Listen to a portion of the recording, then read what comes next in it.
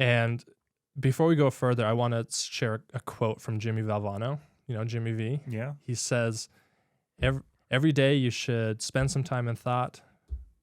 You should laugh, and then you should have your emotions move to tears. Usually when I share this story, I have my emotions move to tears. And so, yeah, so that's that.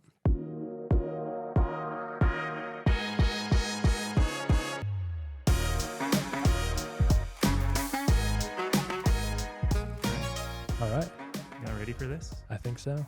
Wish I had like theme music or something that I could play. Well, you do, but not right now. We can't hear it. Yeah. Technically, like I could program it into here, and like these buttons could be songs, essentially. Is that a synthesizer? What is it? It is a mixer. Oh, I should do that. So it lets us, like 4 different microphones can come in here. Uh-huh. Yeah, this is like branding here for Owala. Let's go. Owala, the official sponsor of today's podcast. Boom. So John Sherwood is a financial extraordinaire. He is a commercial airline pilot. He is the proud husband and father of a lot of girls, a lot of girls in the Sherwood home. Yep. And 3-time Man Games champion. So which of those are you most proud of? It's the last, right? I think obviously it's going to be the 4 girls. Yeah. We've got a 5-year-old, a 3-year-old, and we had twins 10 months ago. So how is having twins different than one at a time? Well, you know, when I first when we were talking about having kids before we had any, I was like, man, I would love to have twins. It'd be the coolest thing ever. And then we had kids, and I was like, oh my gosh, I can never have twins. It'd be too hard. It's actually been pretty nice because the 5-year-old and the 3-year-old, they play so well together that like when Julia works, I can just be with the twins essentially and tend to them while the 5-year-old and the 3-year-old are out doing their thing. I'll have to come and break up some fights sometimes, but for the most part, I'm just with the twins. It really hasn't been as much of an adjustment as I would have thought, but just because the 5-year-old and the 3-year-old are so good together. In terms of like health-wise in the pregnancy itself, was it better or worse than the previous? It was I would actually say it was better because Julia, my wife, she didn't have a super good birth for Monroe. She had some challenges for that one, right? Yeah, she had some weird stuff happen. So because of that, kid number 2 and then the twins, they were considered high risk. So we had to go into the doctor more and more often. And so these actually were normal births, especially with the twins. You have to, anytime you have twins, you have to go into the operating room to give birth. So that was just a little bit different, but it went perfectly fine. Nice. Yeah. That's awesome. And fun fact about the twins, they're born on different days. I didn't know if you knew that. I did some Instagram just research again because it's been a while, and it was like it was the 1st and 2nd of April. Uh-huh. Yeah. And they're only 2 minutes apart, but they're just born on different days. It was like 11:59, 8 and midnight. Yeah. That's awesome. And it just shook out. We weren't holding them in, you know. That's so cool. Yeah. I have a coworker whose birthday is the 1st of April, and so we do April Fool's pranks on him. Man, what I thought was going to happen is we knew it was going to be 2 girls. I thought we were going to have twin boys on April 1st. That would have blew my mind. That would have been crazy. Yeah, it was good. So we have a lot of, I guess, icebreaker questions that are coming through here. Okay. We'll do our best. It's challenging because you have a lot of really good friends who know you reasonably well who are submitting questions. And so we'll see where this goes. So the first one that I want to ask is, what was it like growing up as Donnie's younger brother? Yeah, I knew that was coming.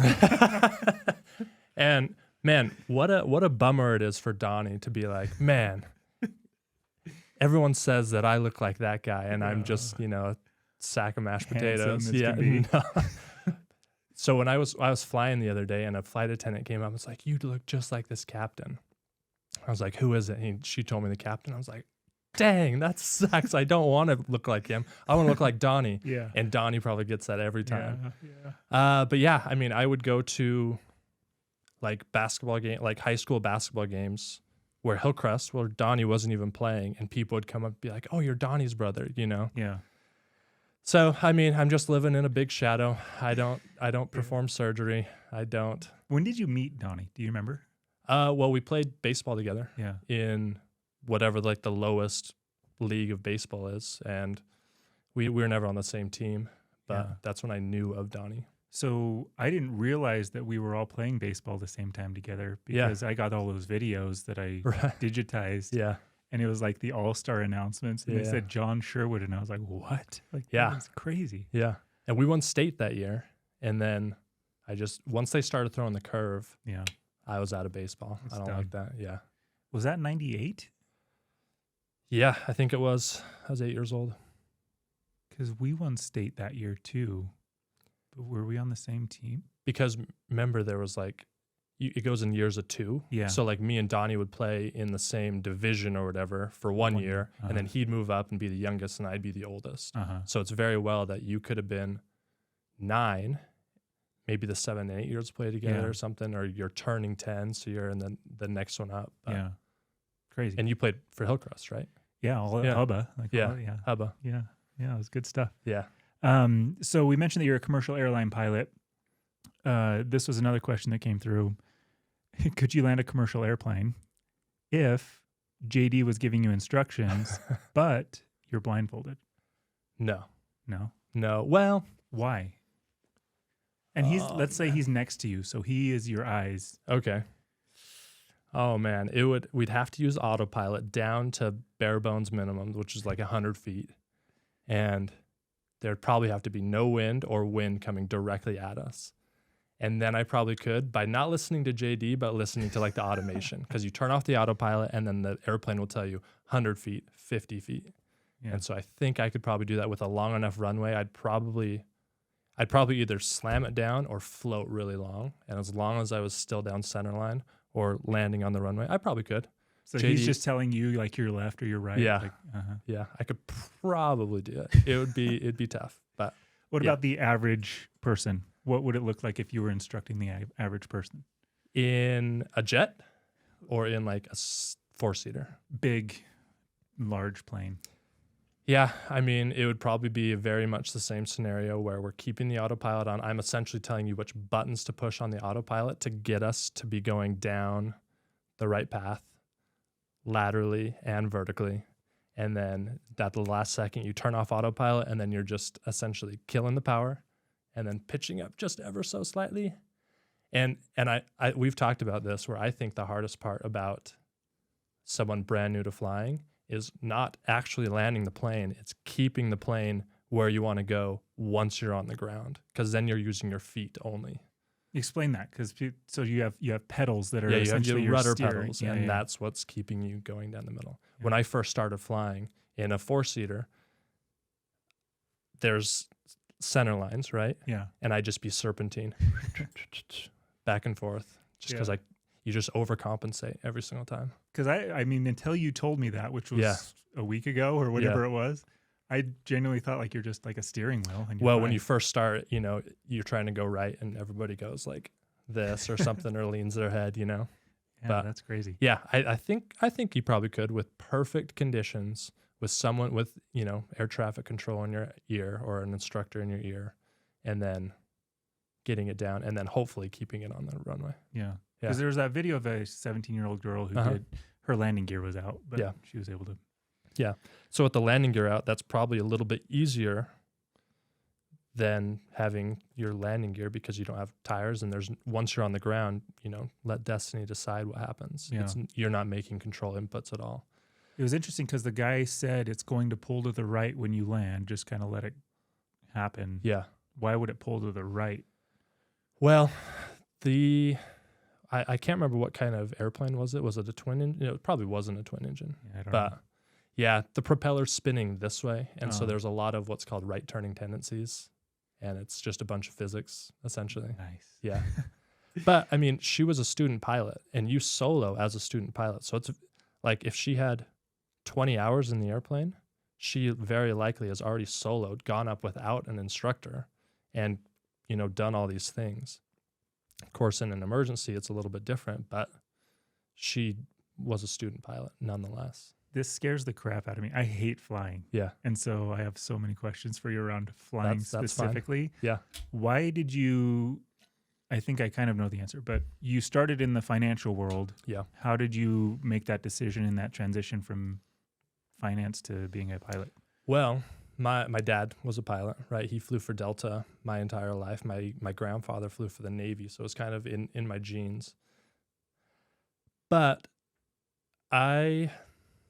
in the finance world, was the plan always to be a pilot, or was it to go in the finance world and then you're like, well, after high school, I did take a few lessons, and my instructor was just this old guy. I was really an immature kid. We just had no connection. I just really wasn't interested. I was like, oh, this is a fun thing. It's like a video game, and I was playing video games basically, but I just didn't know the other side of corporate America, so I graduated in math. I was in finance. And one of the reasons that I decided to change careers when I did, right, we had our first kid, and that's when I decided to change, and that's kind of a hard thing to do. But I was in finance for about 5 years, and I was working like 50 to 60-hour weeks, and I was pretty good at it. I was doing well in terms of finance. What were you, a financial advisor? Like, what were you doing? I started in customer service, and at the end I was a financial advisor. Yeah. So those 5 years where I was working 50 to 60-hour weeks, to me it seemed like they went by so fast, and I really wasn't enjoying them myself. So like the days would be long, but the years would just go by so quick. And I was like, man, why is that happening? And I think it was just because I was in this routine of I'd wake up, I'd have this for breakfast, I'd go and I'd do this, and I'd talk to the same exact people, same exact customers, and then I come home and I'd just be doing it over and over again. So the routine was kind of monotonous to me, but also it made it go by really quick. I kind of compare it to, do you remember when you were like in first grade or second grade or whatever, and you'd go on summer break from school, and it seemed like those, I don't know, 10 weeks or 12 weeks that you're on summer break, it seemed like it lasted forever. Mm-hmm. Everything that you're doing, everything that you're just trying to figure out how the world works. And so those days and those weeks and those months last for so long. It's like, man, I don't want to wake up one day and be 65. Yeah, I'm well off, or I'm doing well, I'm comfortable, but I don't want to wake up and be like, man, where'd the time go? Yeah. And being a pilot, and I talked to my dad pretty a lot about this. It seems like when you're going to these other places, when you're not doing the same exact thing every day, it just makes that time last longer. So that was part of the reason why I did it. Have you noticed that that's the case at this point? Yeah, I really do. I'm still bright-eyed and bushy-tailed in terms of how long I've been flying, and so maybe in 30 years I'll be like, man, I got to go again to wherever I'm going. Yeah. But right now it's like, oh my gosh, this is crazy. I just flew from Atlanta to Salt Lake. I just flew from here, and now I'm in San Francisco. And like, I know all these places in San Francisco to go eat. I know where to play pickleball in all these places, And so, yeah. Is that, so the newness of it, is that more of once you land in the city, or is it pretty, that autopilot that we talk about, like taking off, flying, landing, is that kind of the same thing over and over again? And then the city is different, or is it landing in certain airports are different? Yeah, landing in certain airports are definitely different. I've talked to Donnie, so Donnie's going to be in Butte, Montana, and Butte, Montana is one of the hardest places for us to land. Like, I'm a first officer for SkyWest. I'm not even allowed to land there. The captain must do it because there's so much technicality going into it. And once I get on with a major, whether that be, whoever that is, a bigger airliner, I'll probably be going to much bigger cities where it is just taking off and then, coming straight in for this runway. But right now I'm doing all these cool maneuvers and flying like right on the coast of California or wherever I'm at. So, yeah. That's cool. Yeah. What does it take to become a commercial airline pilot? Because I know you were teaching for a long time. Well, yeah. So basically, you have to get your licenses. Once you get your licenses, that's like 250 hours. You need 1,500 total hours to get hired by a commercial airliner, essentially. Okay, hold on. So your licenses is that a test and hours, or is it just hours? So it's a combination of 4 tests. You get your private pilot, and and every one of these tests has an oral test and a flying test. Meaning you're answering. Yeah. So it's just like this. Yeah. The examiner comes in and says, plan us a flight from here to Wendover. How are you going to do that? What if this happens? What if this happens? So yeah, that's like a 2 to 3 hour conversation like this. And then you go fly for 2 hours and do maneuvers and landings and takeoffs and stuff. So every test there's 4 essentially main tests that you take. And at 250 hours, you can finally get paid to fly. So be an instructor, fly tours of the Grand Canyon, or fly between the islands of Hawaii or something. But you need 1,500 total hours in order to get to an airliner like SkyWest or wherever, really. Is that on any type of aircraft, or is that aircraft specific? It's got to be like an airplane fixed wing. Can't be like a helicopter. It can be 2-engine. It can even be a glider. They don't necessarily want it to be a glider, but it could be. Yeah. And so to get from 250 hours to 1,500 hours, that's your choice of how you do that. I chose to be an instructor just because I could stay here. And the school that I went to, they basically expected me to be an instructor. And so it just was an easy transition. What are the alternatives instead of being an instructor? Yeah, so cargo. I had an opportunity to fly in Hawaii between the islands, flying like 8-seaters it's called Mokulele. They paid abysmally, so I did not. It was just not fiscally responsible nor logistically possible because we just had a kid, and so it just really wasn't the best. If I was like a single guy right out of high school, man, that's where I would have been. Can you get hours quicker that way? You can actually. The quickest way is being an instructor. Okay. Yeah, and so that's the reason why I did it, as well as it was just an easy transition for me. So I mean, I could have been an instructor for only like 14 months, and then I could have gone to the airliners, but then COVID happened.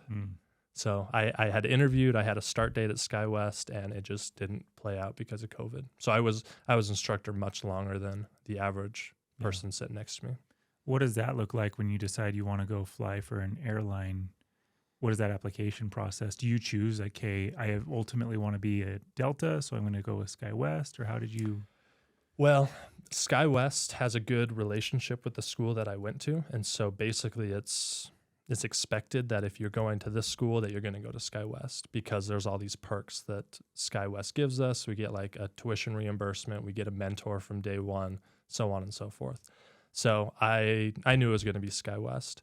So SkyWest is a regional airliner, and we basically get contracted out by Delta, United, American, and Alaskan. So I can show up to an airplane and it's painted like Delta or it's painted like United. And so I thought that was going to be the easiest way for me to get to Delta or United. Right now, and it's a good problem to have, but there's such a need for pilots that Delta and United, they don't want to hire us because they're essentially taking pilots from one operation and putting it in another operation, right? They're taking from one bucket and putting in the other. Yeah. And so it doesn't behoove them to do that. So they're looking elsewhere. So in order for me to get to Delta or United, I kind of have to go alternative ways, like Southwest, like Hawaiian, like cargo, in order to get to Delta and United. So why is that happening with pilots? So there's forced retirement at 65. So people like my dad got forced out, and that's happening at just a crazy, crazy rate right now. All these people that flew in the military, they're being forced to retire, and there's not a ton of people that want to put in the effort or the time to become a pilot. And so it's just supply and demand. And right now the supply is low, so the demand is high. So super lucky. In my professional world, we deal with 65, right? And so it's 11,000 people a day turn 65 in America. Jeez. And so just the numbers wise, it's crazy that the boomers moving out of the workforce versus the millennials, it's a problem. Not just with this, but with FICA taxes and Social Security benefits and everything else that happens around that. That's wild. So what is the biggest difference between flying like the planes that you were flying when you were an instructor versus large commercial airlines, and how do you train for that? So when you first go from being in like a 2-seater, 4-seater, 8-seater, 12-seater to something that has 86 seats, you know, you go through a ton of training. Like the training footprint for SkyWest versus going to Delta or something is like crazy how big it is at SkyWest. It's like 14 weeks versus like 6 weeks or something somewhere else because you've already been flying these jets. So you go through a lot of basically remedial training is what it is. And you're doing a like ton a of simulator? sims. Yeah, it's all sim stuff. Yeah. Yeah. The first time I flew a jet was with people in the back. Yeah. Yeah. That's crazy. How close is a simulator to real life? The simulators that we fly at SkyWest are probably like 90%. There's like 10% that's like, oh, that really didn't do that in the simulator, but it's very realistic. We did have a simulator at our school, and it's like terrible. Yeah. It's basically like a video game. So like graphics wise, are they good simulators? Like, does it look real, or does it look like you're so this is the crazy part. When you're taxiing on a runway in Detroit or wherever, if there's a crack in the run, like in the taxiway, like because of the cement, you feel it. Wow. That's crazy. Yeah. That's super cool. Yeah. So is it a yoke? What do you call like the... Yeah. So it's a yoke is what I fly. If you fly Airbus, it's a joystick, just like over here. So there's nothing in front of you. And that would be an adjustment for me. But yeah, I've always flown. How sensitive are they? Not super sensitive. I mean, if you look at like YouTube videos of someone landing in a crazy crosswind or something, they're really fighting the plane, trying to keep it where they want to, and they're doing some pretty large movements. So it's not like crazy sensitive. Is that something that as the pilot you can customize it all, or is it all like even like the joystick one? Is that something you can go inverted? So you can't do the inverted. It's always going to be pull back to go up, but you could trim the aircraft is what it's called, because there's always going to be different winds. There's always going to be different like weights in the back, whether there's 50 people on or 80 people on, right? It's going to be different how you control it. So there's the elevator trim. So on the yoke, we can, move the elevator up and down so I can let go and it goes where I want to. There's rudder trim, and then there's also aileron trim. So basically what you want to do, and if I were instructing someone on how to land who had never landed before, I tell them to turn off the autopilot, try to hold a specific heading, and let go and see what the plane does. Let go to a degree. Yeah. And if it starts going up, okay, we need some elevator trim. Oh, it's starting to go left or right. We need some aileron trim. And then eventually, okay, now we're ready. I can let go and it flies straight. All right, let's turn the autopilot on. Let's program the stuff. And then when you turn it off, it'll be trimmed right where you want it. That's cool. Yeah. So again, I'm terrified of flying. As I'm flying, I'm like, I'm sure I'm going to die at any given moment. And like, if there's turbulence or whatever. So what are things that are concerning to the pilot versus what things are concerning to the passengers that shouldn't be? Does that make sense? Yeah, I suppose so. Like turbulence doesn't really even faze me. I know people get really worked up. I like to explain turbulence like the ocean, right? It's just a medium in the air that's going up and down. And sometimes those waves, instead of going like this, they break and we get caught up in that tumble, basically. Yeah. And that's what we're going through.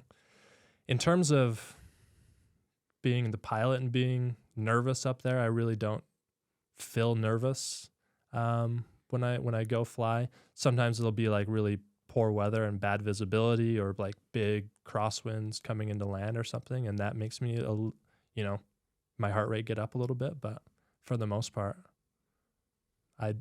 there's nothing we should be worried about. Yeah, I mean, do you get nervous driving your car? Yes. But not because of you, but because of other people. Well, and I think I think with a car, I feel like I'm somewhat in control of my life, and in an airplane, I'm not, right? And I know I'm not. Okay, from the perspective of a pilot, though. Totally, yeah. From a pilot, you are in control of kind of what's happening. Yeah. But as a passenger, Yeah, I could see scared it to as a death. passenger. Especially like all the small planes and all the movies out there and everything else that's going on. Yeah, unfortunately, small planes are. Are they less safe than a larger plane? Oh yeah, definitely. I mean, I don't know statistics or anything, but I've unfortunately lost some really good friends and some students due to tiny planes. I can't say that with, commercial planes. Yeah. Yeah. When you get to that level, is it kind of like everything else where you're like, oh, he or she is a really good, like these are good pilots, these are average pilots, these are probably pilots I don't really want to hang out with? Yep. There's definitely those tiers, and I try to do my best to be at least in the middle tier and hopefully in the higher tier. But yeah, there's definitely good pilots and not as good pilots. What is the separation there? Like what makes a good pilot? What makes a good, this is good because I'm studying for some interviews, Yeah. So I think a good pilot is a standard pilot, right? Someone who does the same thing every time. The thing with flying is that I rarely fly a trip with the same person, right? And so when I go into the flight deck, I want to do the same thing every time, and I want my captain to do the same thing every time. And we have what's called the standard operating procedures, and I want to go off those SOPs. Mm-hmm. And I don't want to go outside of those. And some people have been here for 40 years and they're like, oh, we didn't even have that rule when I started. Wow, they're going to do it this way. Like, okay. And then as long as we're safe, we're good to do that. But sometimes people get in a hurry because they want to get home, they want to get to the hotel or whatever. And so they go off of procedures. And so I think that's ultimately the biggest difference. Sometimes, there's difference in coordination of flying the plane, and you slam one on or something. You're like, oh, that guy sucks at the plane. Just because he landed bad, but everything else was really good, so. But is there a difference between somebody who maybe flew in the military and then became a commercial pilot versus somebody who just went the other way? Yeah, for sure. Navy, don't they just like slam down anyway? Yeah, they do. I mean, if you're landing on a carrier, a carrier, then you've got to do that, right? Because you got to hit the wire. So yeah, there definitely is a difference. A lot of Delta pilots are former military, and so they run the cockpit very disciplined, which is good. Remember the Titans? Remember, it's like zero fun, sir. Yeah. In some degree, it's kind of like that, where it's like, we're here to do this job, which is good, which we should be doing, but like nothing else. That's what we're doing. And I myself like to talk about other things, about pickleball and stuff, so that culture could potentially be different. If I were to go there, I'm not sure I would fit the perfect mold for a Delta pilot because I'm not former military, whereas somewhere else could potentially be a little better fit for me. Yeah. Yeah. And then that difference between good pilots and average pilots, we'll say, or great and average. You had mentioned mostly about the procedure side of things and doing the same thing every time. Yeah. Is there a skill set as well of not just landing, but other maneuvers or anything else where you can feel a difference? Yeah, there's definitely that. Is that just coming with time, or is there also a talent aspect of it? I think it's both. Yeah. I think there's you can be born a good pilot, but you have to work at it. I think it's just like athletics, right? There's people that are more naturally gifted. But yeah, it's definitely a skill set that you have to continue practicing. If I don't fly for 2 weeks or something, I get back in, I'm like, okay, get back into it. And maybe my first landings aren't as good as I want them to be. But yeah, I mean, I compare landing as like rubbing your stomach and patting your head, but then also with your feet. So there's multiple things going on. Yeah. And yeah, there's definitely,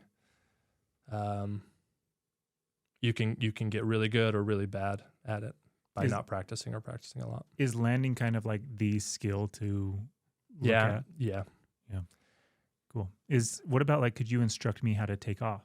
Because I hear takeoff and landing are the two most dangerous parts. Yeah. I mean, takeoff, it's the same thing where it's going to be very difficult if you're just first starting to be able to keep that plane going straight.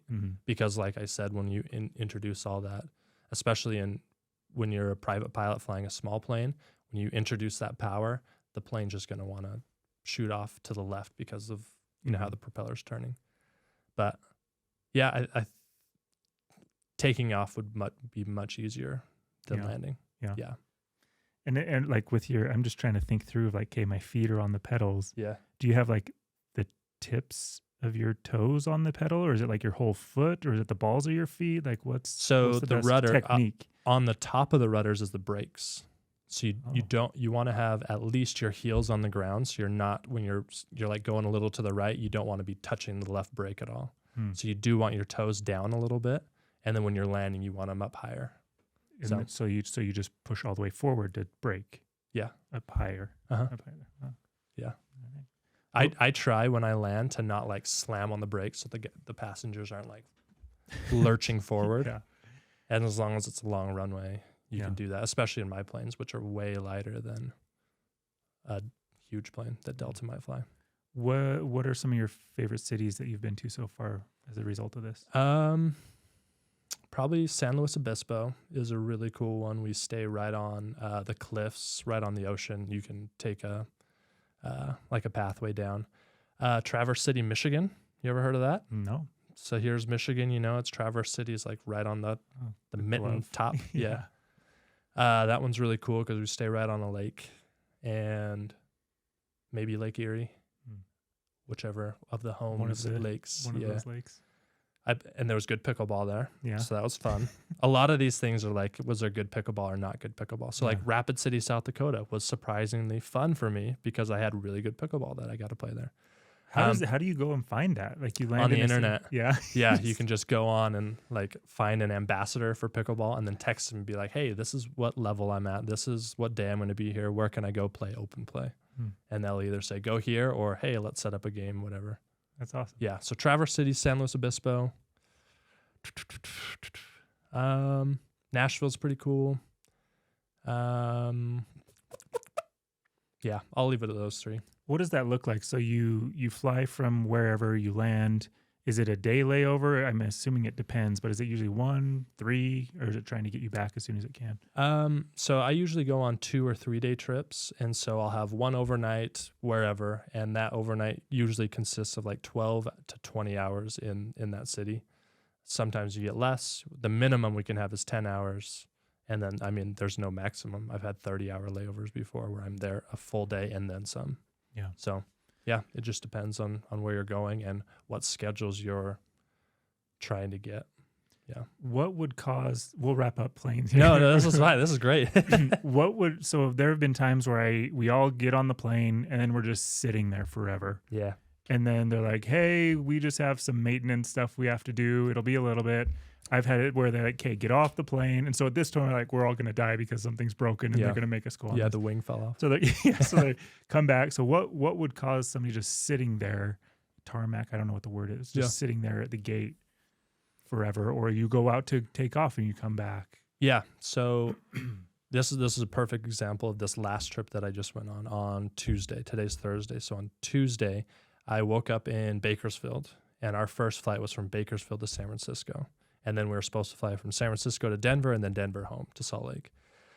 We get to the plane in Bakersfield. We get everybody loaded on the plane, all the bags loaded up, and then they shut the door for the main cabin door as well as the cargo door. And on our screens, it says that the cargo door is still open. So we tell the rampers, like, is it the same as like my trunk is open in my car? Like there's a little light that comes on. Essentially, yeah. It has like a picture of the plane and then like a layout of where all the doors are, and then it'll either be like red or yellow or green, which is closed. Gotcha. Yeah, and so we're getting a yellow indication, a caution indication that it wasn't closed. So the rampers went back and like recycled it 5 times and it wasn't closing. So we called over to maintenance and we had them come out, and like the wires weren't connected for whatever reason. So the people that were unloading the plane the night before had somehow caught a foot or, caught a bag on it and it just busted it. So it wasn't closing. So that's obviously a no-go. So we didn't find out about that until everybody was on. Yeah. And then they had to get the part, so everybody had to get off. Okay. So that's an example of a maintenance issue. Yeah. Then once we got the door fixed, we got everybody back on in Bakersfield and we were going to San Francisco. And we called up air traffic control and said, hey, we're ready to go finally. And they say, okay, you have what's called a flow time to San Francisco. So now everybody's back on the plane. They're rear and ready to go. And then air traffic control says, you guys have to wait 45 minutes in order to take off to San Francisco. It's like when you're merging onto a freeway, right? You just have to wait your turn. And air traffic control tells us when we can go, and they do that for when we're arriving into San Francisco. So, oh, really? Okay. Yeah. So it's not like we're merging with everybody at the beginning. We're just merging with everyone coming, because everyone's not coming from Bakersfield. Yeah. They're coming from all over the country. So we're all just waiting for our turn to take off. So instead of burning fuel while we're just holding in the air, it's way more economical for us to just stay on the ground and wait. And so hopefully the captain or, someone goes on the intercom and says, hey, we're waiting for 40 minutes for our clearance from air traffic control. That's, maybe we can take off a few minutes early, but that's why. That's a good example of maintenance clogging you up versus air traffic control clogging you up. And then weather too, right? Like exactly. Icy or anything. Yeah, like flow times could be a ton of people are coming into San Francisco at the same time. There's terrible weather in San Francisco. They can only take off and land in one direction in San Francisco, or wherever, not necessarily just San Francisco, but yeah. So there's a ton of different things. Even weight and balance. You mentioned weight and balance. Every time we do a flight, we have to do weight and balance. How many people are in the back? How many bags do we have? Where are they sitting? And make sure that our plane is essentially balanced, right? We don't want to be too far forward and going like this, or too far back. Like that. Yeah. Have you had to do an emergency landing? No, I have not, luckily, had to do an emergency landing. I have been in an emergency in a jet where the landing gear wasn't coming down. And so we were coming into land, obviously, and we don't know about it until we try to put the landing gear down. Is that pretty late in the process? Yeah, I'd say it's 5 miles from the runway. It was a perfect day outside, which made it really easy because we could just basically fly around the airport. We were getting an indication that it wasn't all the way down. We could hear it going down. We don't know if it was locking or anything. So we had to declare an emergency, and we flew around and we went by the tower to make sure, and they had their binoculars out to see that the gear was down. But we just ran our procedures, our checklists. We had, there's this lever that just essentially releases all the hydraulic pressure and lets gravity put it down by itself. And so we ran that procedure, and then we had the fire department on hand, and we let everybody know, hey, we're doing a precautionary landing. We don't expect anything to happen, but it's just a precautionary. You're going to see, the fire trucks following us. Yeah. And that's a little nerve-wracking for the people. The flight attendants were saying people were praying and doing all this stuff. Yeah. And then when we landed, it was just But that's been my closest thing. We did declare an emergency, but it wasn't an emergency landing, and nothing crazy happened. And luckily, nothing happened when I was in an instructor or a student in the smaller planes too. That makes me wonder though, because you told everybody we don't expect anything wrong to happen, everything will be fine. If it wasn't fine, would you say everybody just run for your lives? We have procedures where it's hey, this is an emergency landing. We're going to tell you to brace. Yeah. And your flight attendants will show you how to do that brace, and 5 seconds to impact to landing. The captain or the first officer will come on the intercom and say brace, brace, brace, and so everyone will get in that position. Gotcha. So yeah, it is a little different, emergency versus precautionary. Yeah, that's wild, man. Yeah, I know. I think this is so cool. It's so fun to learn all this stuff.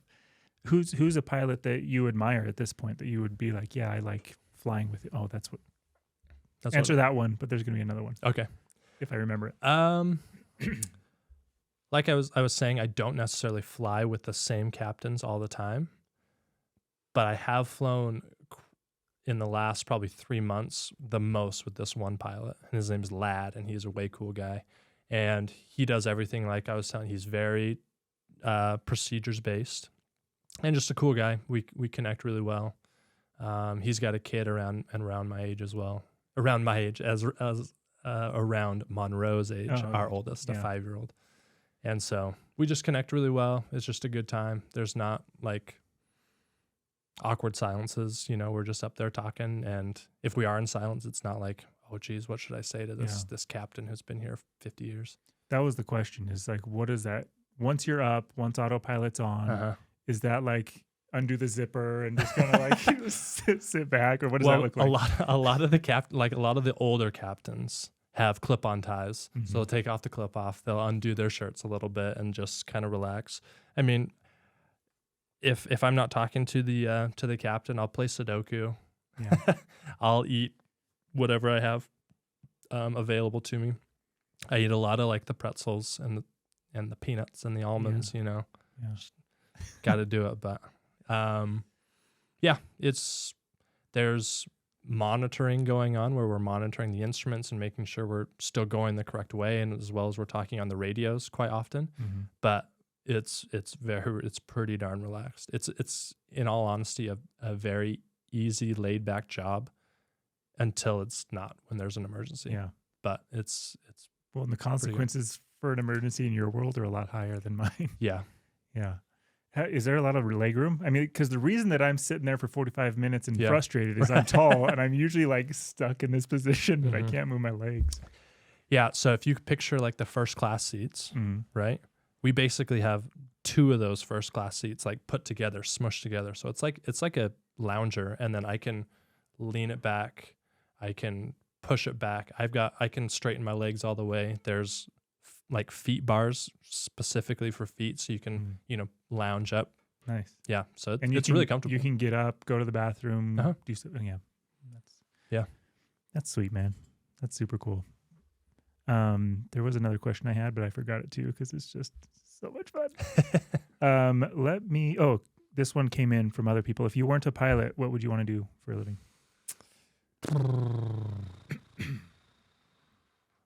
I don't know, something that probably involved travel. Like Julia's stepsister, she's a travel advisor, and she gets to go to all these cool places because these agencies want her to pitch these places for her clients to go. So something like that. Yeah. Yeah. That's cool. Yeah. Something where I can just travel and continue to not necessarily have a perfect routine of 9 to 5. Yeah. Let's get some weird ones out of the way. JD, let's go. Would you rather fight Mike Tyson once or talk like Mike Tyson for the rest of your life? So would I rather die or have a lisp? I will have a lisp. That would be fine. I could. You could deal with that? Yeah. If your personality was a type of shoe, what type of shoe would it be and why? Stilettos. Man, I don't know. I'm not a huge shoe guy. I would say an athletic shoe. Like, my favorite shoe was as a kid was the Allen Iverson Question shoes. Which ones were those? Were those with the zip? No. Those were the Reeboks with the little honeycomb looking thing in the. Yeah, that's right. Yeah. I like those shoes, but I don't know how that would translate to a personality. I don't know. This person said his vote is a Croc. So that's, you know who it is. JD. TV character that you most relate to. People say I look like Mowgli. All right. Do you relate to Mowgli? I don't think so. Raised by animals. Whoops. TV character. The thing is, I don't watch a ton of TV. I watch sports shows, as in games, but not a lot of TV. Speaking of, do you know who you look like? A TV character? You probably have gotten it. I've been told a certain person. Who? Jim Carrey? From The Office. Oh, really? Yeah. I think the new girl, Schmidt from the new girl. I look like Schmidt? Yeah. All right. Don't you think so? I haven't been told that. Really? Yeah. Maybe I think like when I grow my hair out, it's a little more flowy. Yeah. All right. That's awesome. Best prank you've ever pulled on somebody? I almost killed a guy. Go. Yeah. Almost killed him. We were up at Utah State, and it was April Fool's. A big day for me, apparently. It is now a big day for you, for sure.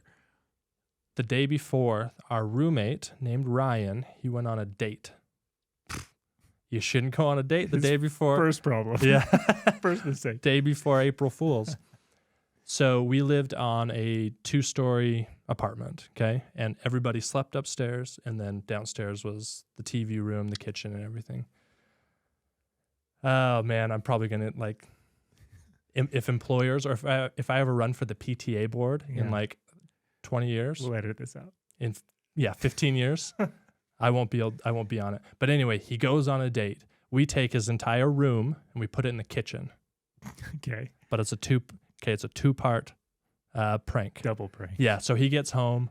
His bed is on top of the kitchen table, and so there's only probably like, I don't know, 18 inches between the top of his bed and the ceiling.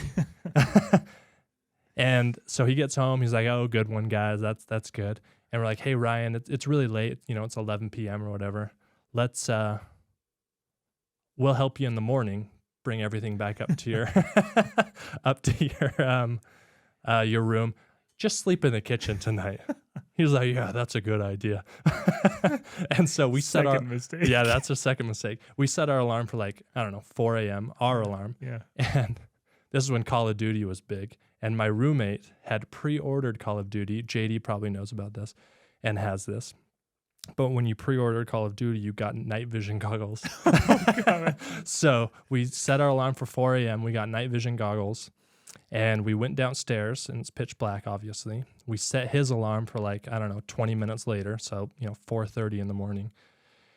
And we buttered the floor. We buttered the entire linoleum floor below him. And mind you, he's high up in the air. Yeah. And so what had happened is the alarm went off, and he, in a fit of confusion, like in his fuzziness, he shot his head up as fast as he could, basically.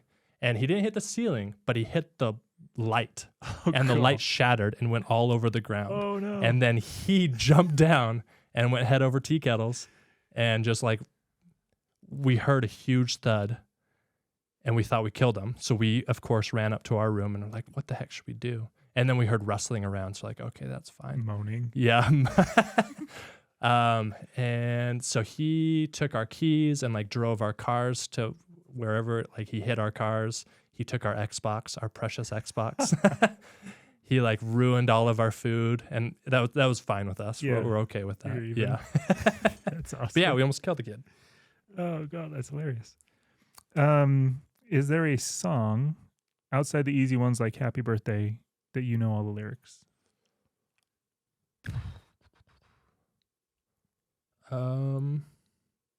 Outside the obvious, ABC's got that one. Happy Birthday. I chose Tequila, but that is a good one. But that was too easy. Yeah. I don't think I know the bridge. I'm just kidding. I don't know. I think I'll have to come back to that one. I'm sure there is. Okay. But it is probably going to have to be one that was like popular in high school, you know, that it just like comes back to me. Dashboard Confessional, something like that, you know. I just had this today, actually. So the videographer at our work, Colton, you've met. Yeah, Colton. no, Colton. We were coming home from a shoot and listened to Face Down by Red Jumpsuit Apparatus. And I was like, is that the Face Down in the Dirt? Uh-huh. Oh, yeah. So I was like, I'm pretty sure I know all the lyrics to this song. I did in high school. Yeah. And so I'm just like belting it out on the freeway. So yep. I did get that one. Yeah, it'd be something from that era. Do you know all the lyrics to the Thong Song? And what does dumps like a truck mean? I don't even know what the Thong Song is. That's probably best. Let's move on to the next one. Next question. Please describe your best Halo sequence. Was it a Kilimanjaro? Oh, I have played way too much Halo, which is just the right amount of Halo. We used to play SWAT. You ever play SWAT, where it's just a one-shot kill? No. And so in SWAT, just in a one-shot headshot kill, I had my day in the sun. I think my favorite sequences though is when I'm like running from somebody and someone's chasing me, you know, and I go around a corner and then I jump up and then I start going backwards, and then they run through the door and I like grab them by the neck and get them. So it's just a single kill, but just a kill that crafty. It's a crafty kill, and just embarrassing for the person who's like shooting with no one, no one else around. I'm trying to even think of what. So double kill, triple kill, overkill, and then what's next? There's a killing spree at some point. But that's just 5 total kills. I could have one and then like wait 2 minutes and then get another one. Yeah. And if I get 5, that's a killing spree. Gotcha. So overkill. Kilimanjaro. There's Kilimanjaro. There's a Killtacular.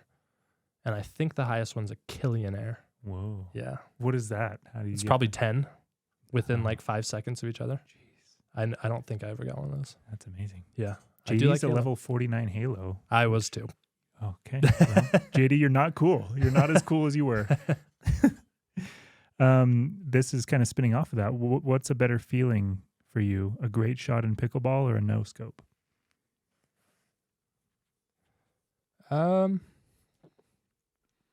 Probably pickleball. I haven't played Halo for a long time. Yeah. I was feeling like if I had to answer this question, first off, no scope makes no sense to me. Like I get what the words are saying. Yeah.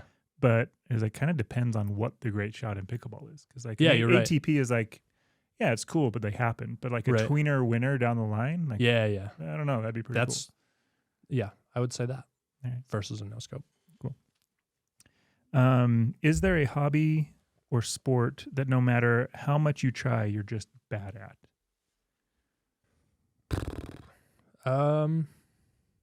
And we have to preface this. You've been mentioned on several previous podcasts about how we haven't yet found something that you're not good at. Well, I feel fortunate because I feel like every sport that we've done. You ever seen Slumdog Millionaire? Mm-hmm. You know how he goes through the questions. It's like, oh, he was at this place at this time, so that's why he knows that. Yeah, Manitab Bachchan is like the movie star. I feel like that's been with me. Every sport we've played, I've had experience in it, and that's why I'm better than the average person who maybe hasn't had that much time that I'm playing. With me, when I start playing a sport or a hobby or whatever, I like get obsessed about it. Yeah. And right now I'm in the pickleball phase, and I just play so much. I'm really not great at baseball. I love, like, my favorite thing that we just did, and this might be a question that you ask later, but I love the home run derby, and I didn't even like hitting. I just loved fielding those things. Yeah. I just loved running around, you know. I wouldn't consider myself a good baseball player at all. Yeah. Yeah. Do you like ski, snowboard, water? Yeah, I do both those. Water ski, Yeah. wakeboard. Yeah. See, I can't do any of those. But it's so still the thing because like my cousins, they have a lake house in Fargo, North Dakota. And I love Fargo, North Dakota because we go up there and I get to wakeboard and surf and stuff. Yeah. And then, I just grew up skiing. My dad's a big skier. That's sweet. Yeah.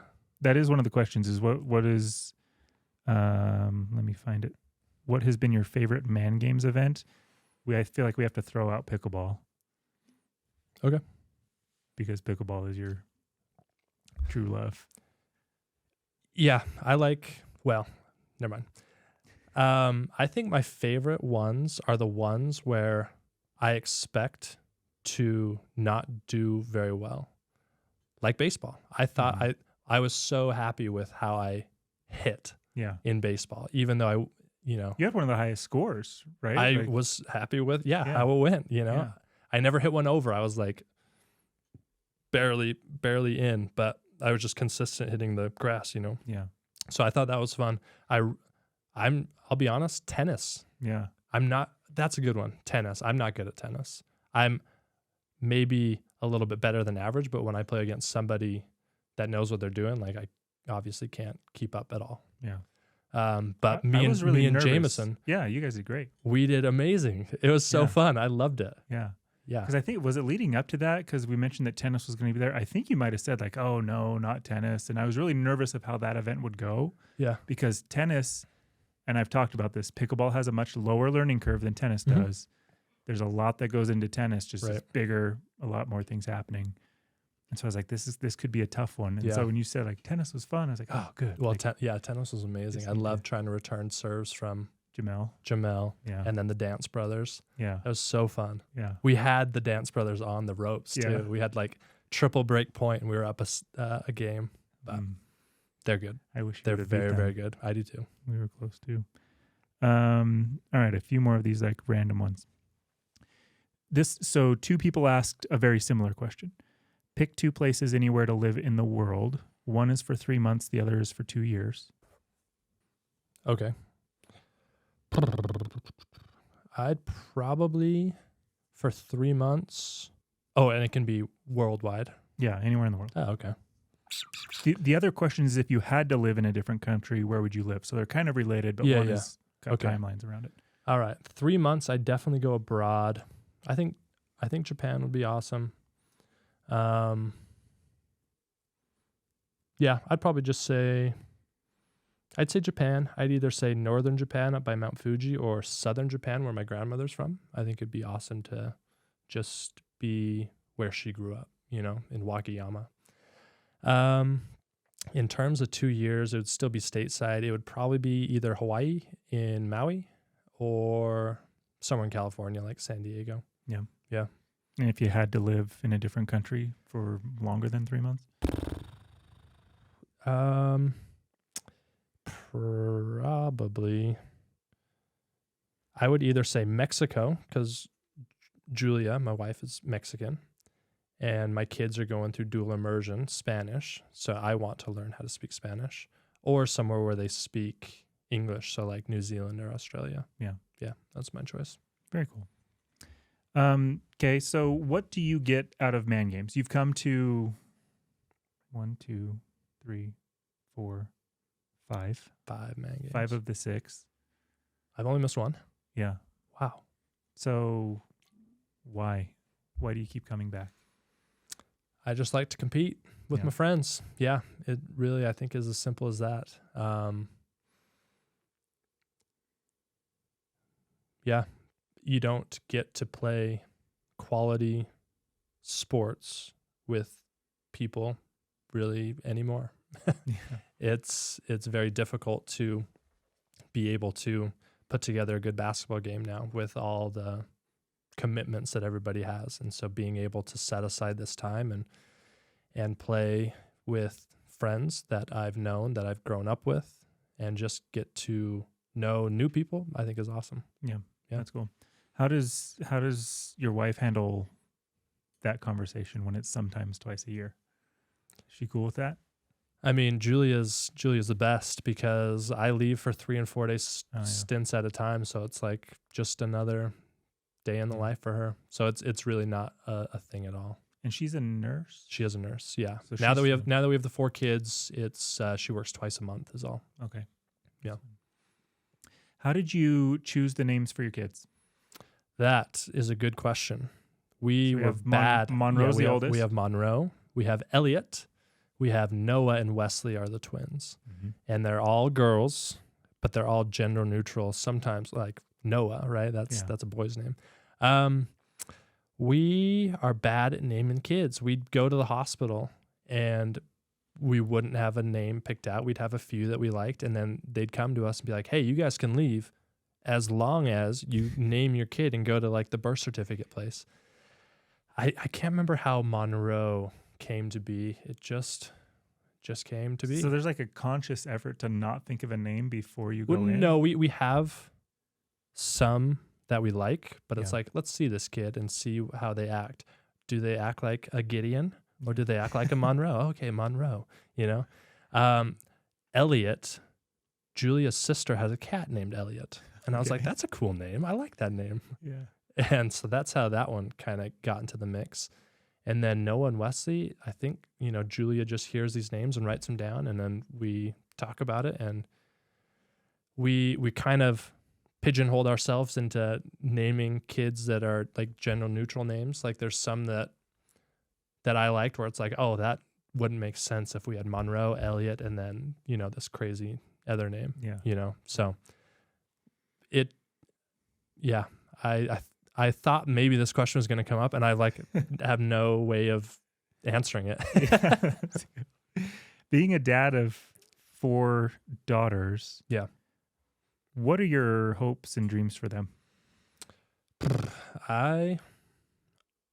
Well, one of my biggest fears right now, especially on the female side, is just like growing up in the social media era, right?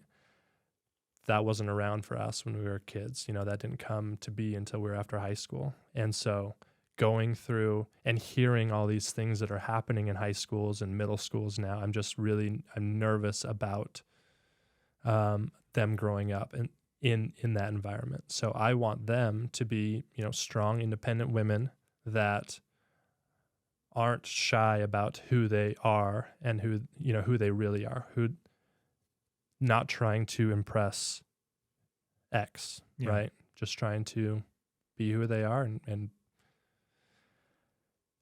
sometimes we see it with our oldest already that not necessarily she's being pressured or anything, but she's actually supposed to still be in kindergarten. I mean, in preschool, but she's in kindergarten right now. So she's the very youngest out of everyone. And we see that she's very reserved and very shy. And we think that might be because she's the youngest, she just hasn't developed mature enough to do that, to go out and, you know, make friends. It also doesn't help. We've gone to 3 different schools in 3 different years.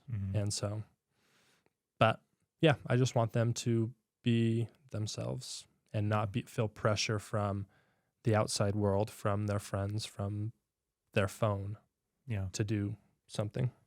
Scares me to death, man. I know. I have 2 girls, so I yeah. have half the number of girls you do. But they're very impressionable, and I mean, they all have their own personalities, as you see, and some are a little bit more blazing their own path, and others are more, I want to please my friends and kind of do what everybody else is doing. And I don't know. And maybe that dovetails, like, if you could go back to your teenage self, what advice would you give your teenage self? Oh man, I feel like you were a good kid. Like I would say I was a good kid. I would say I wasn't really committed to a lot. I obviously enjoyed playing basketball. I played basketball a lot, but I would have told myself to commit myself to doing that maybe a little bit more and being more serious about it. I never lifted weights ever. I would, you know, just mess around at practices sometimes, you know. And so just being more serious, I think I could have been a player, you know. But do you take a little pride in the fact that you didn't lift weights, though, and then you could, like, beat guys that did lift weights? I'm wiry strong, you know. I mean, yeah, I suppose so, but also I would get beat up when I would guard Tyler Haas and Eric Soderberg. Not me. I wouldn't beat you up. I do have a very short highlight reel with you involved, though. Yeah. You showed it to me. Yes. Yeah. I send it to you every year. I should. That's what's funny is because you know this, but for anybody who cares to listen at this point, is I remember meeting you and playing, besides baseball, because I don't remember that, but basketball, and I hated you. I hated because you pinch, I know, grab jerseys, you are just, it's not dirty, but it's like cheap. I don't know. Like, well, you're not trying to hurt me, but it's like you are so annoying. I know, yeah. And super obnoxious. Man, I don't know how that came to pass, but eventually I just got, people were like, yeah, you pinch and you pull jerseys and you do all that stuff. I'm like, I do that. I'm going to continue doing that. Yeah. And it is good because a half Japanese kid is not going to get called for a moving screen. Yeah. And I would just run people the freak over. Yeah. And it was amazing. Yeah. Maybe because I didn't lift weights. Yes. If I would have lifted weights, it'd be like, oh, whistle on that kid. He's way too strong. Yeah. I mean, I was a very, very scrappy defender. And I liked guarding the best player. I liked not necessarily getting in their head. I wouldn't talk to them, you know, I wouldn't be like that. But yeah, I'd be in their pocket the whole game, which was fun. Well, you're an unbelievable basketball player. And there was one, and I can't remember where we were, but somebody was asking, what was it? It might have been, I think it was Brandon at the very first man games. Very first man games, Brandon, sorry if you're listening to this, but we're going into the 4-on-4 basketball. And I was like, John is going to steal the ball from you if you are not careful. He's like, we're good. Like I play basketball, we're fine. it was like 3 possessions in a row. You just took it. Like you just took it and headed the other way. And so like with you, Donnie is also an unbelievable basketball player in general, but specifically like defense. And so to have you two play basketball, it's a lot more fun having you on my team than against me, because you guys will just take the ball from people. And then you have this, like, I'm going to embarrass them nicely mentality that I think is super cool. Yeah. I mean, I do take pride in being a good defender. And when I play basketball now, I feel like that's the only thing I can do now is like stay in front of my guy. I can't dribble very well. I can't shoot very well anymore, but I can defend okay. Yeah. You're awesome. And you do have this, I guess charisma is the best word for it, of this like instant likability. You and Donnie both have this, which is probably why people think you're related. So is that something that you consciously are aware of, or is that something that you develop, or is this just who you are? People just gravitate to you and like you? I think growing up, I never knew of the term emotional intelligence, but once I did know of that term, like, oh, I have been trying to be good at emotional intelligence and, getting a sense of what other people are feeling and trying to react to them in an appropriate way. And so, I don't know, I think it is something that unconsciously that I tried to be good at as a kid. And once I was in the professional world, especially in finance, they focused on that a ton. And like, I think they say that EQ, so emotional intelligence, EQ is like a better representation of being successful than IQ in most professions. Mm-hmm. So yeah, I do like the fact that people think that of me, and that's awesome, because that means I'm hopefully doing a good job. You're doing a great job. Thank you. What would you say you're most proud of outside, and joking from the first question, but outside of like family, because that's kind of the need. What are you proud of? Well, I am proud. We talked, the very first question, besides me having the 4 girls, would be that, I changed professions in a place where I was making pretty darn good money to a place where I was making like 0 money being an instructor, right? Mm-hmm. I'm proud that I had the wherewithal, the knowledge, or the insight to look at myself and be like, man, you're not happy right now. Why not? Yeah. Oh, it's because of this and this and this, and being able to change that. So I am proud of that. I'd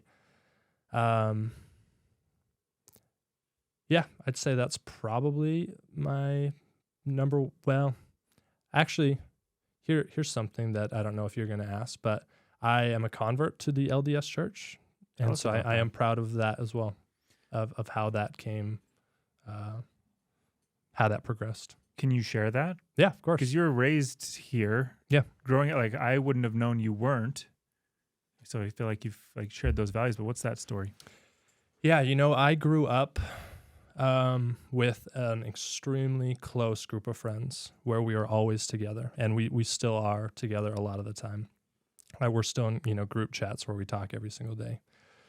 And, you mentioned you would have thought that I was, because everybody thought that I was, because I was basically essentially living the tenets of being an LDS person just because I was with my friends, And before we go further, I want to share a quote from Jimmy Valvano, Jimmy V. Yeah. He says, every day you should spend some time in thought, you should laugh, and then you should have your emotions move to tears. Usually when I share this story, I have my emotions move to tears. And so, yeah, so that's that. I grew up with those group of friends in like middle school and high school. Everyone just thought that I was a Mormon. I would this is the crazy part. I skipped a class one time to go to seminary. Wow. Yeah. One of the seminary teachers, he and I had a good relationship. He was a basketball fan, so we would talk quite often, and I skipped my class to go to his class. What was his name? I don't know. Can't remember. I can see him, but I can't remember his name. His medium build. There's not like big, but not necessarily skinny. Somehow my dad knows a seminary teacher who taught at Brighton, I think, and he's an unbelievable basketball player. And he really? like, played against, like, he challenged like It Jace very well and all could. this stuff. Challenge Jace. It might be the same guy. I don't know. I can't remember. But anyway, so everyone, like after high school, where are you going on your mission? What are you going to do next? You know, it's like, oh, I'm not part of that. And then after high school, I went and played at a community college down in Arizona, right? I played basketball down there. And just going from who I was hanging out here versus who I started hanging out with down there was just as about of stark contrast as it could be, right? These guys are all preparing to go on their missions. They're living a certain way. And then these guys are fresh out of high school and not preparing to go on missions. Yeah. And coincidentally, these guys were part of the basketball team as well. And so when I went down there, I could just automatically tell that there was a difference in the quality of person that I was hanging out with. And they were selling herbs out of our, basil and marijuana out of our apartment. I was missing money. I was missing like an iPod and stuff. And so it just wasn't a good place for me, right? So after 1 year of doing that, I was like, I don't want to be a part of this anymore. So I transferred up to Utah State. And so all my friends are still on missions, but so I went to Utah State basically as a last ditch effort to make friends because I didn't have any. So I went up to Utah State. I got super lucky with my roommates, not the one I tried to kill, the other one. Yeah. But in our apartments, there was 2 beds in every room, and so he was my direct roommate, and he was like all state soccer. He played on the Utah State soccer team. He was just this really cool guy that I looked up to. And after it, and I'm kind of a stubborn guy, so it took me a long time to figure out kind of the root of this stuff. But in my last semester at Utah State, I had both my grandparents pass away in a very short amount of time that I was close to because they lived in Arizona. And when I was down in Arizona, I leaned on them a lot. I was, what was that? Not COVID, but what was the one before COVID? Not the swine flu. I had swine flu. So I was like on my deathbed.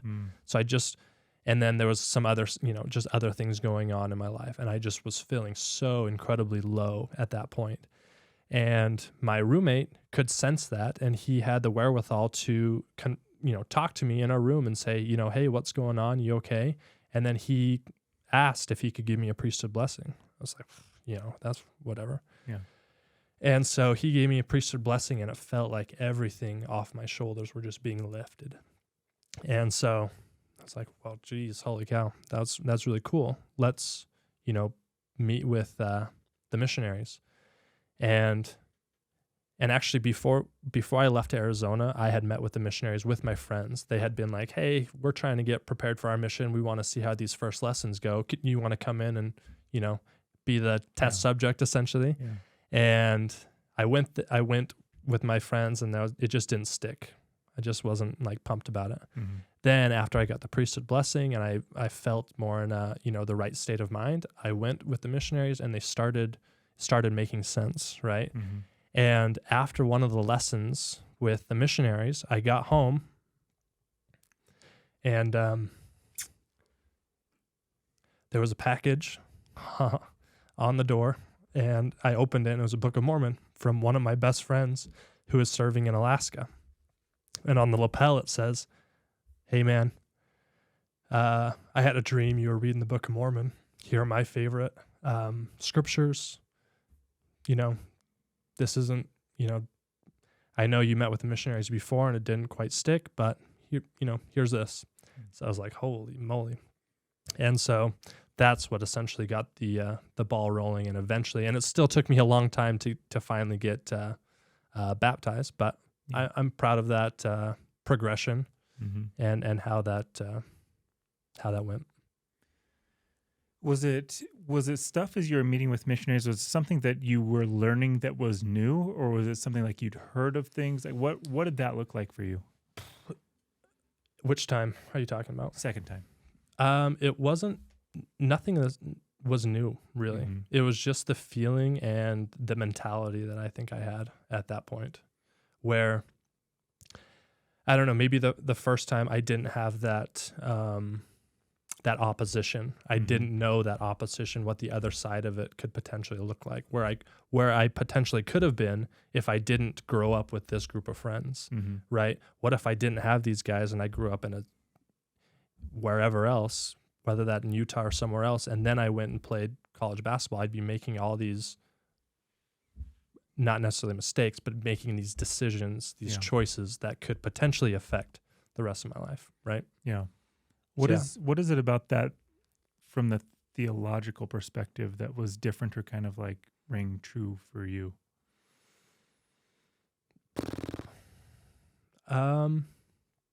Like I said, I don't necessarily think it was anything from that aspect. I think it was just the feeling and the openness, the open heart that I had at that point versus being like, geez, I'm already living these tenets. Why do I need to go through these other steps? Yeah. You know, what's it gonna do for me? It's gonna do nothing. How did your parents take it? Super supportive. They have their qualms with the church, but not with me. Super supportive. They were there at the baptism. They were, we all went to their house after for a barbecue. So yeah, and I'm super grateful for that. Were they religious at all? No, they're Christian, but yeah, that's it. Yeah. That's super cool. And Julia was as well? Yeah. Julia, strangely enough, had an extremely similar story where she grew up. She was 5A MVP for soccer at Alta. She went and played soccer at San Diego State, had that same experience, transferred to Utah State, and got baptized.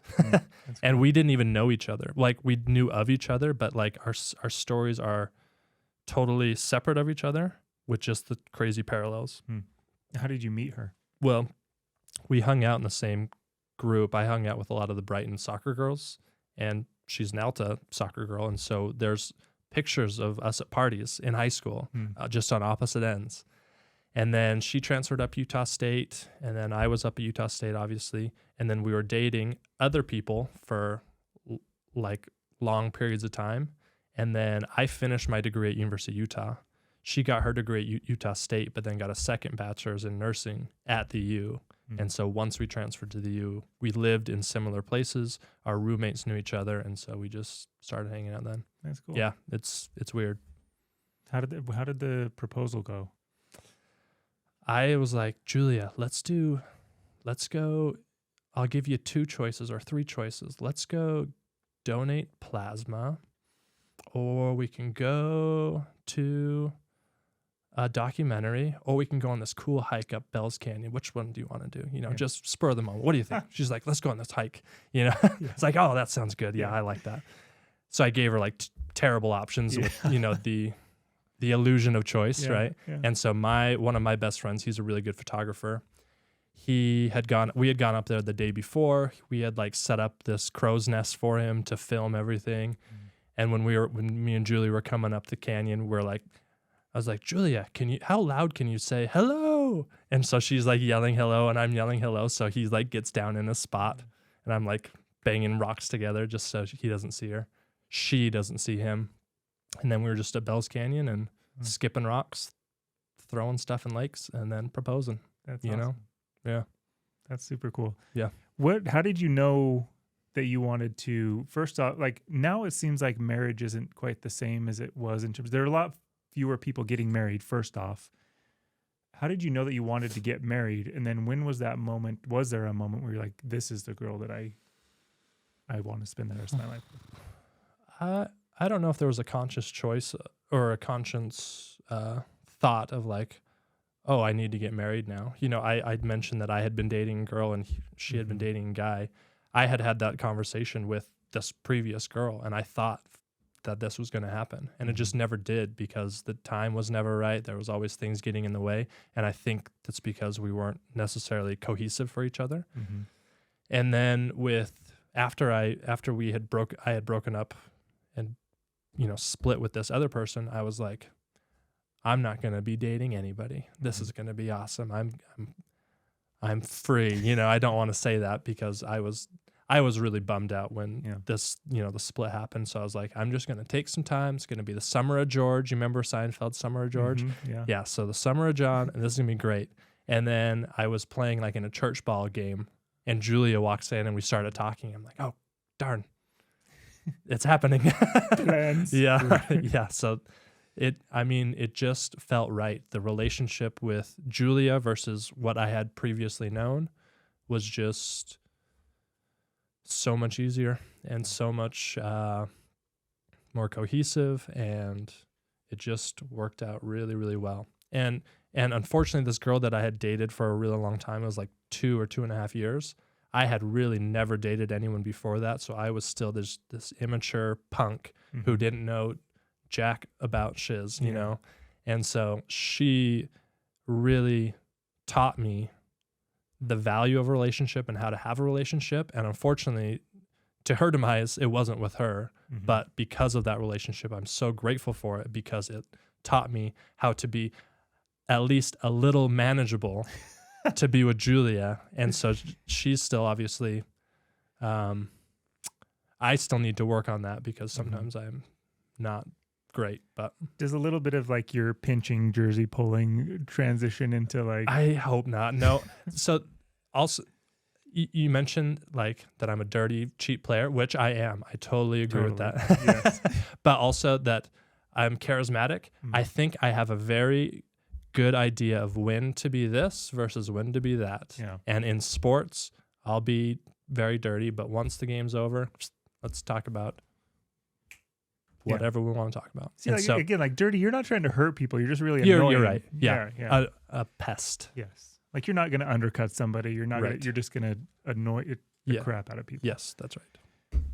See, it wasn't until we played golf in high school that I was like, oh, that's one of my favorite memories too. Where it was just like we got paired at River Oaks. Yeah, River Oaks. Just playing golf, and I was like, whoa, he's like a normal person that I don't need to hate. Yeah, I mean, the funny thing is that basically, if we have never been on a team of anything, most people just really did not like me in the basketball world, which is fine. That's great. And but it's for a different reason too, because there are guys that would just talk nonstop, right? And you're like, you're just kind of annoying, or they're dirty, or whatever else. Yeah. Yours was just like, I really don't like him guarding me, but you wouldn't say anything, right? Yeah. Like it wasn't like we were stop it. No. Yeah, I mean, Salt Lake's a small lake city, right? Basically everybody knows everybody. So I know most of these basketball players, and at one point I have been like at a camp with them, and we've gotten to know each other, or been on a team or played against each other. And so, yeah, I think I've got a good network. That hopefully like me. Most of them with some outliers. No, I think the golf was great, and then that trip to Vegas was oh my God, I forgot about super that. Fun. Yep, I love those trips. Yeah, because people would just show up to the gym and see a bunch of white guys and Donnie and me, and then we just shoot them out of the gym and we'd win by 30. Oh, those were good times. Yeah, those were good times. We had, what was it, AJ or something too? Yeah, AJ. He played in the NFL. Really? He was a tight end. He was like for the Bengals. What was his last name? Something that that played for the Bengals. Yeah, he played for the Bengals. I didn't know that. He was tight end at Utah State. Wow. I think he only played for 1 year and maybe just on the practice team, but he was a great athlete. Super good athlete. That was a super fun time. Yeah. Well, this is awesome, man. I don't have any like super deep questions other than the last 3. At this point, we got through all of these, I think. Did Colby ask any questions? His was like the travel one. Oh, okay. His was 2 places you could live in the world. I feel like he had 2 questions. I think we asked them. Let me make sure. I don't want Colby. We got to get Colby to Man Games again. We do. You do. You guys, I mean, there's always spring, but you've got a lot of stuff. No, I've got happening. a lot of pots on the stove right now. Yeah, you do. Let's see here. Colby asked the 2 places you could live, and then the hobby and sport that you're not good at. Oh. Yeah. Those were his. Spelunking? I don't like spelunking. Yeah. So Julia actually asked a question, but I'm saving it because it's very closely related to another question that will be asked at the end here. But getting to this point, it's hard because these last three. So the first one is, I'm probably going to mess up the order, but who has not been to Man Games that should participate? Well, I'm psyched that Taylor Brown and Preston are coming. That's going to be a good team. I know. I think that would rival our team. Yeah. To be honest, I think I want Blake Tillotson to come to There we go. To it as well. There's another friend of yours too that we were. Oh yeah, Colby Berg. Yeah. Yeah, they're up. They're all like the Kaysville kids, like Chase Flint. Yeah, they'd have a super good team. A lot of them played. I think Chase played at like Cal State Bakersfield or something, basketball. And then Chase's wife is like an Olympian volleyball player. Wow. Yeah, Betsy Flint. Wow. Yeah, but it'd be great if they could come. But they should come in the fall so I can play against them. Yes. But yeah, I think that would be an awesome time. Who at this last Man Games would you like to hear from? It's getting tough because I know, you're one of the last ones. Yeah. The twins. Ooh. At the same time. Dressed up in identical tuxedos. Stuff. It's funny because even people who know them well still come up to me like when we're playing basketball, like, all right, which one's Nate? Which one's Ty? Because they are so close. Oh, I don't know. Luckily, like for whatever reason, I can. Like it's never been too hard for me to tell the difference between the two, but they're very close. Yeah. Speaking of people who don't like me playing basketball, we like almost got in fist fight.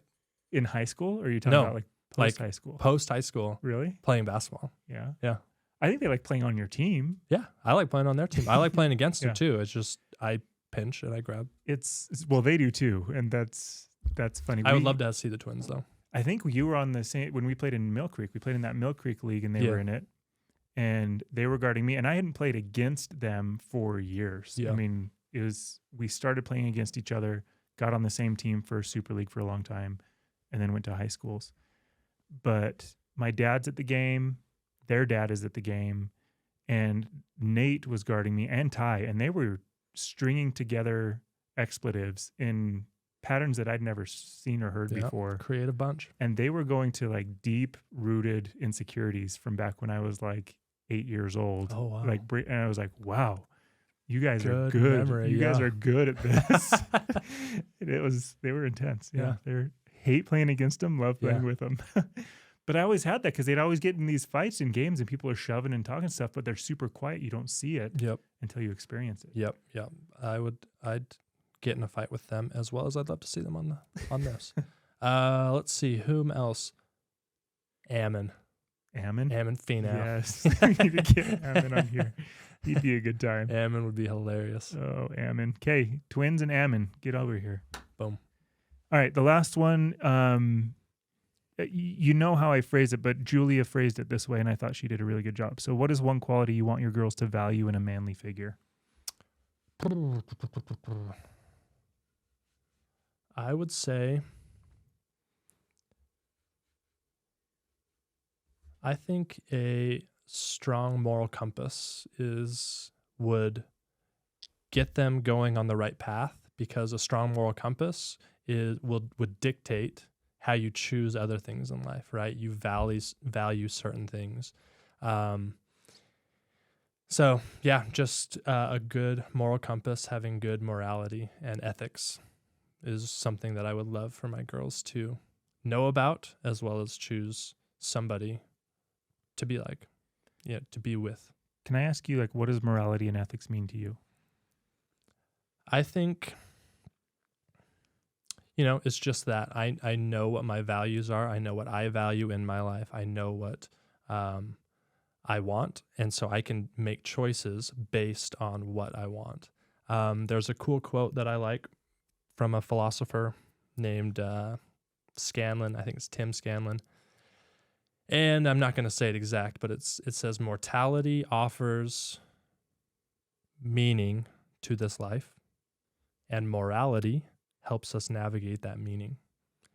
So the fact that we're going to die, the fact that we're at one point going to eat our last meal or hug Julia for the last time or hold my kids for the last time makes me want to do everything that I love with passion in order to make that those experiences worthwhile. And then morality, just like I said before, I know what I value, so I can make proper choices in order to do those things that I love more often. That's very cool. I like that. Yeah. You're a stud, and I feel like we got closer probably right around just before the first man games, I think is where it started to. Yeah. I mean, we've talked about it. What was first, the chicken or the egg? Because Yeah. we played basketball and then pickleball. So I think it was basketball first, and then we started playing pickleball. Yeah. Because I think you got me to be serious about pickleball. I still don't feel like I take it fully. I'm not to your level of seriousness or talent for that matter, but I feel like you did drag me into that world. I will drag anyone into it. I love it.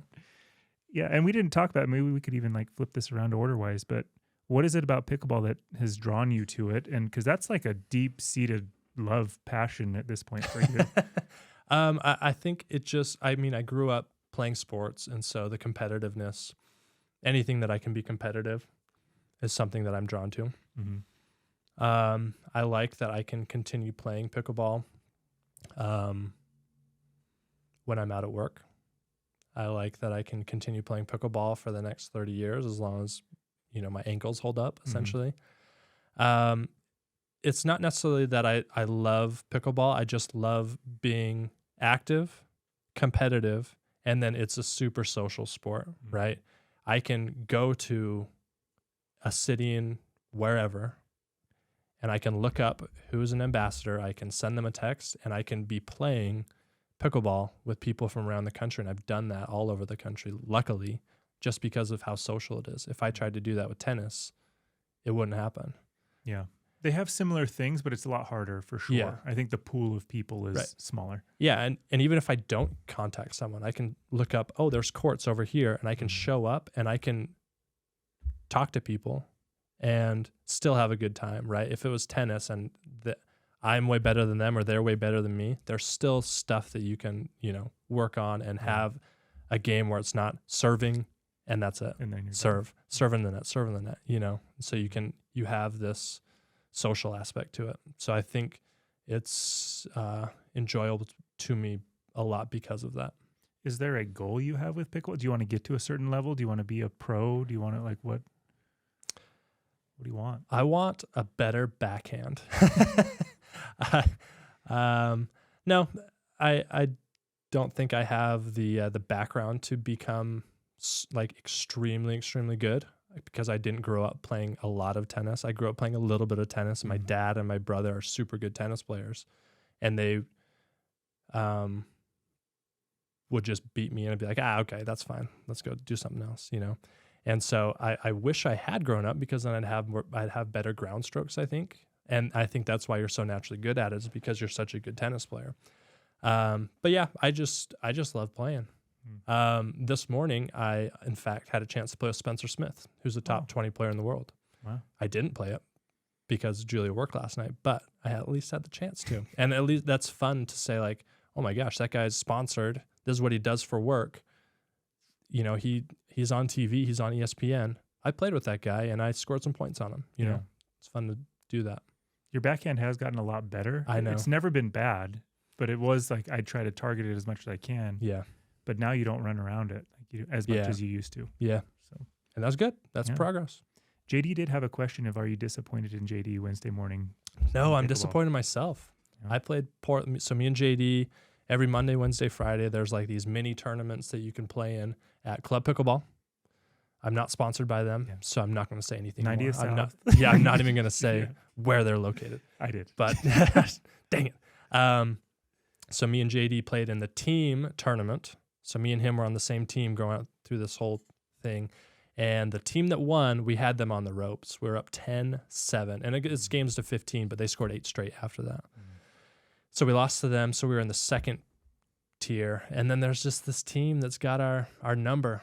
They're just bugaboos, and they beat us, and we shouldn't lose to them because we're better than both of them. But We lost, so we got 6th out of like 16 teams or something. But yeah, no, I'm not disappointed in him. I didn't play very well. It's been fun to see JD get. Oh man, better. It's been amazing. His I love progress it. has been I fantastic. love it. Yeah.